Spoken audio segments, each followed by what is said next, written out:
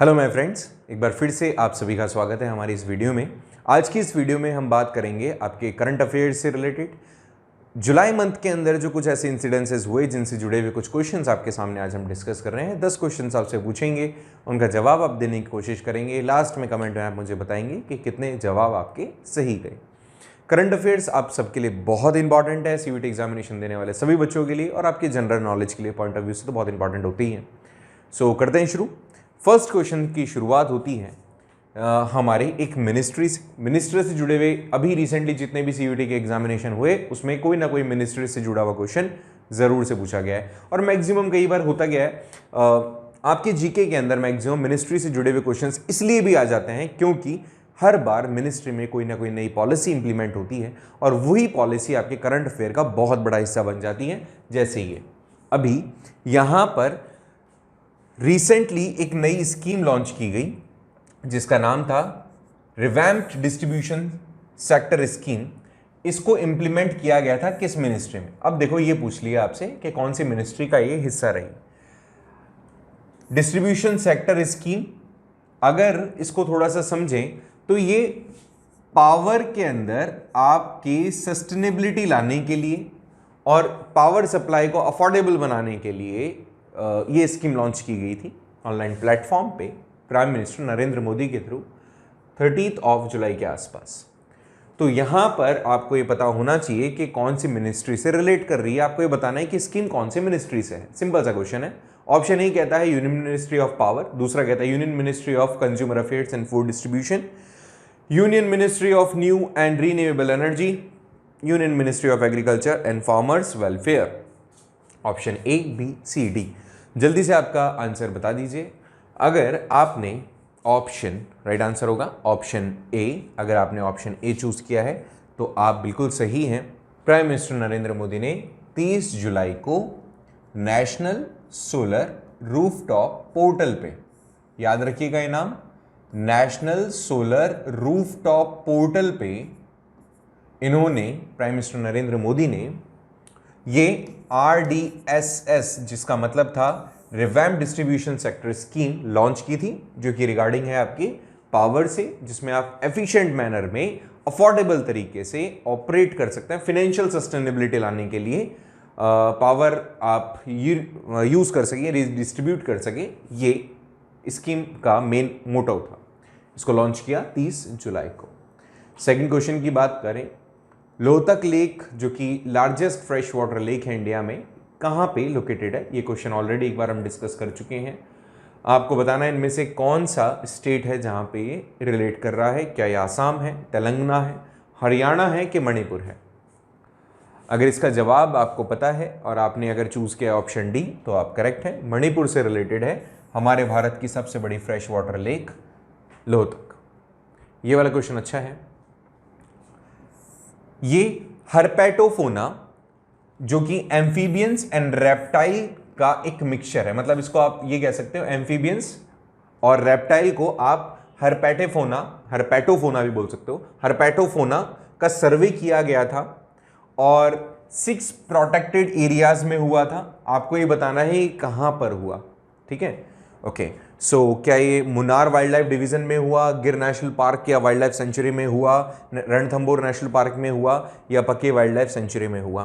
देखो इन सब के बारे में थोड़ा थोड़ा बता देता हूँ। ये आपके केरला में है, ये आपके गिर नेशनल पार्क का एक और नाम है सासन गिर। इसको सासर गिर के नाम से भी जानते हैं, जो कि गुजरात का हिस्सा है, गुजरात में पड़ता है। रणथंबोर आप जानते होंगे टाइगर रिजर्व है जो कि राजस्थान का हिस्सा है, और पाके टाइगर रिजर्व जो कि आपके अरुणाचल प्रदेश का हिस्सा है, ठीक है?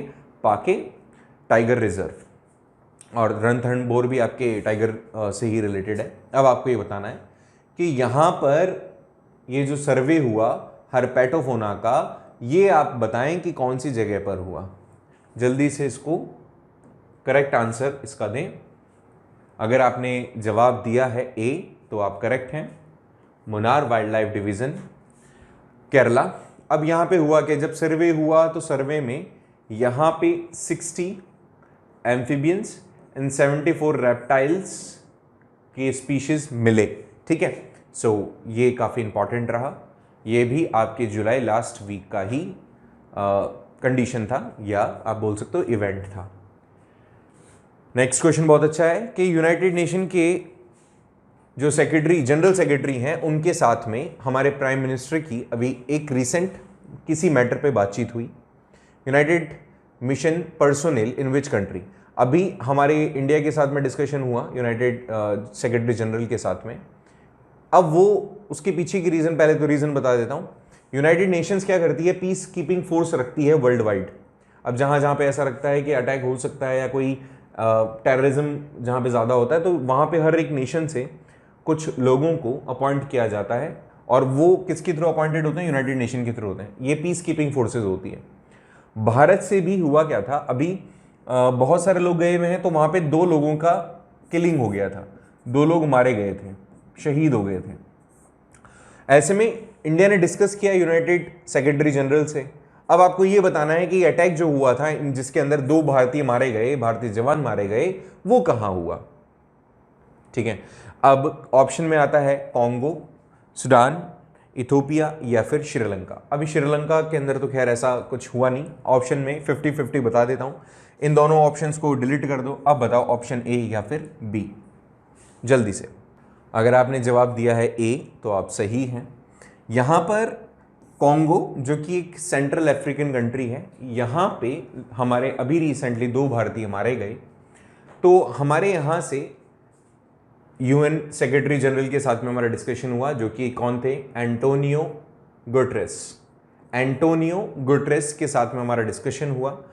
और भारतीयों के लिए थोड़ा सा इंपॉर्टेंट इसलिए भी था क्योंकि अब तक हम 177 हमारे भारतीय जवान खो चुके हैं पीस कीपिंग मेंटेन करने में।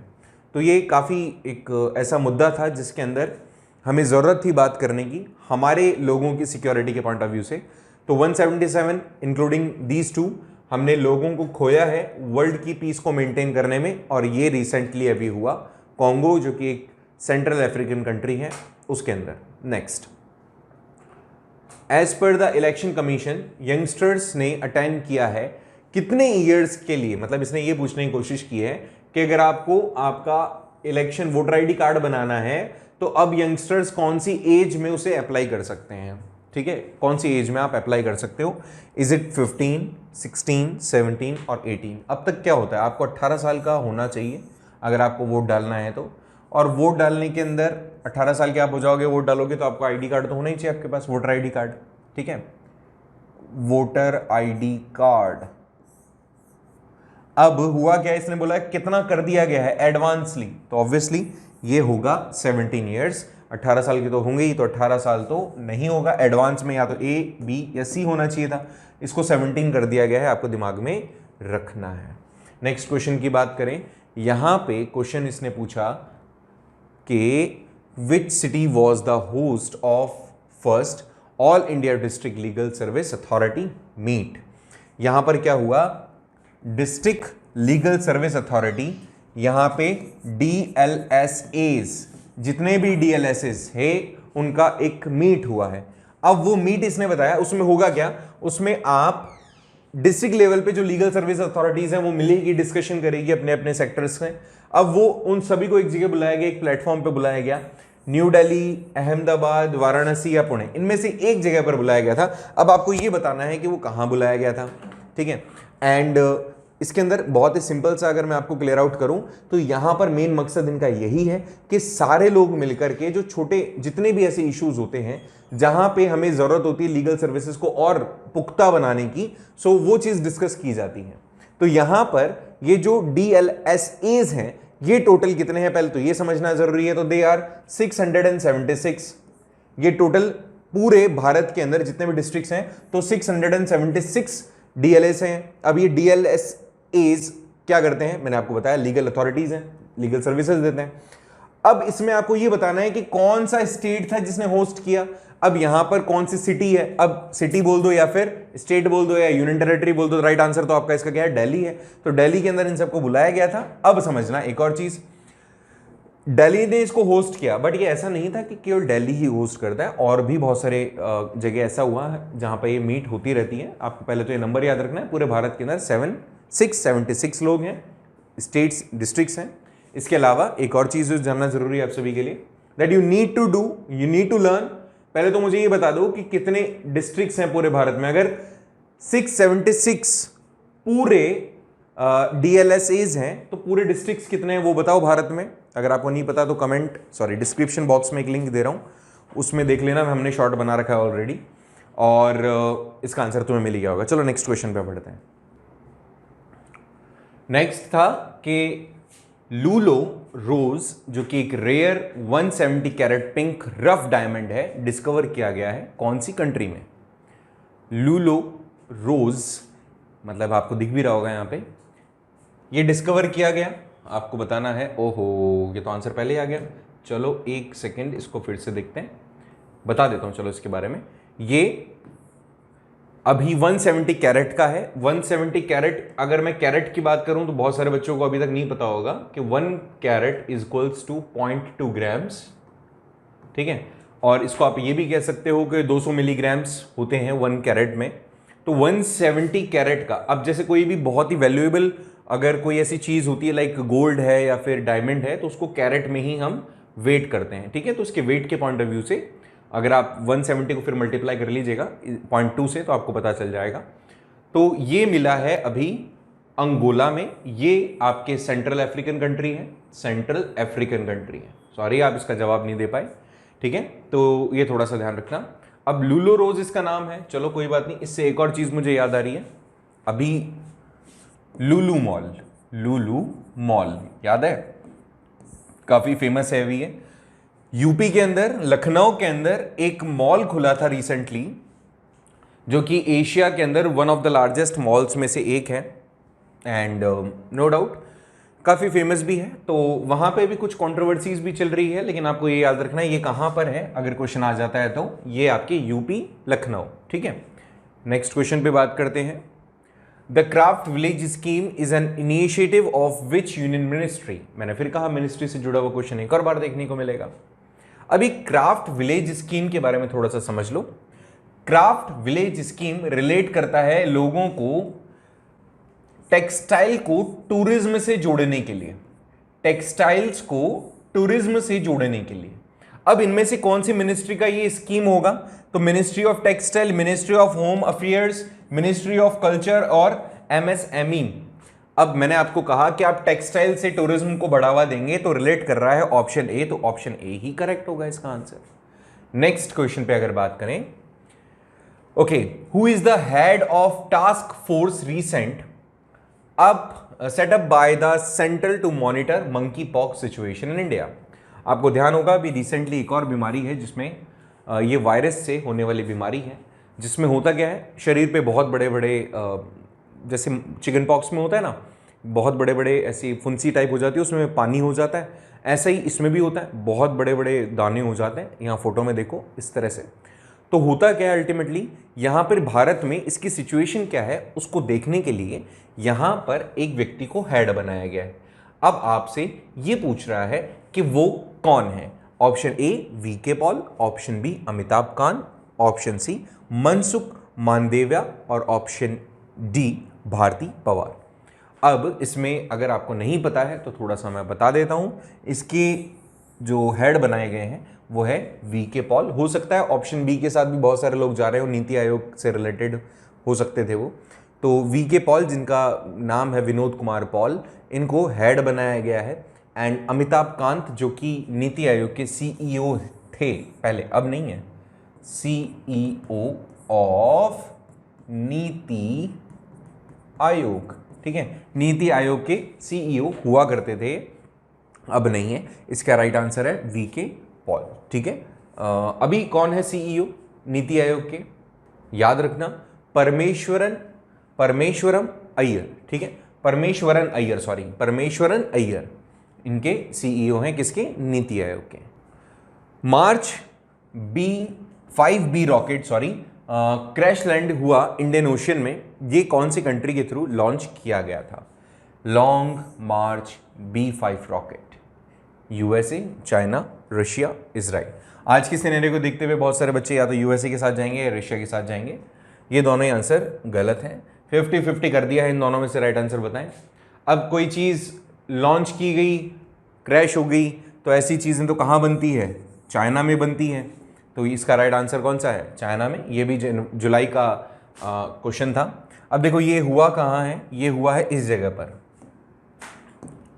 इस जगह पर ये गिरा था, नाम था मार्च 5B रॉकेट। यहां पर इसका क्रैश लैंड हो गया था, ठीक है। बिल्कुल रॉकेट के जैसा रॉकेट है नॉर्मली। ये क्रैश लैंड का मतलब जिसको सीधे आकर के वापस जो सीधा का सीधा रॉकेट लॉन्च होता है और वापस से वो अपने पैड पर आकर के खड़ा हो जाए, ऐसा कुछ रॉकेट था, लेकिन वो क्रैश लैंड हो गया। अभी भारत में भी ऐसे ही कुछ रिसेंटली हुआ। भारत का भी MiG-21, जिसको फ्लाइंग कॉफिन भी कहा जाता है, फ्लाइंग कॉफिन मतलब उड़ता हुआ वो जो ताबूत नहीं होता जिसमें मरने के बाद डाल देते हैं उसको, वो भी क्रैश लैंड हुआ था, जिसमें हमारे एक पायलट का डेथ हो गया था। अब इसमें देखिए, इसको पहले दिखता कैसा है वो ही बता देता हूँ। ये है आपका MiG-21, काफ़ी पुराना है, 50-60 साल पुराना जहाज़ है। लेकिन इस जहाज़ की कुछ खासियत है, हमारे पास बहुत लंबे टाइम से है। ये वही जहाज़ है। ये कौन थे, कैप्टन अभिनंदन। इन्होंने क्या किया था, पाकिस्तान के F-16 फाइटर जेट को इसी से गिरा दिया था, है ना। लेकिन ये फ्लाइंग कॉफिन इसलिए कहा जाता है क्योंकि बहुत डेथ हो चुकी है और काफ़ी बार ये क्रैश हो चुका है। पुराने वाले अब सारे आउटडेटेड हो चुके हैं, क्रैश होते जा रहे हैं, लेकिन फिर भी अभी तक ये रिटायर नहीं हुआ है हमारी एयरफोर्स से, ठीक है। तो रिसेंटली F-21 हमारे यहाँ से MiG-21 हमारे यहाँ से क्रैश लैंड हुआ, जिसमें हमारे भी यहाँ पर एक सिपाही की, कैप्टन की डेथ हुई, ठीक है। सो इस तरह से हमने कुछ क्वेश्चंस को देखा। मोस्ट प्रोबेबली आपको ये सारे क्वेश्चन समझ में आए होंगे। आप अपना स्कोर ज़रूर बताइएगा मुझे कि कितने क्वेश्चंस हुए। और रिसेंट अभी हम कुछ और अपडेट लेकर आने वाले हैं, नए और लेक्चर्स लेकर आने वाले हैं डोमेन स्पेसिफिक सब्जेक्ट्स के लिए। अगर आप में से कोई बच्चा जो अब CUET एग्जामिनेशन देगा और उसको कोई टॉपिक नहीं आ रहा, तो कमेंट बॉक्स में टेलीग्राम चैनल पर मुझे ज़रूर से मैसेज कर दीजिएगा। मैं कोशिश करूँगा वो वीडियो जल्दी जल्दी बना सकूँ। Thank you so much for watching this video. मिलते हैं एक नए वीडियो में एक नए टॉपिक के साथ। Thank you so much.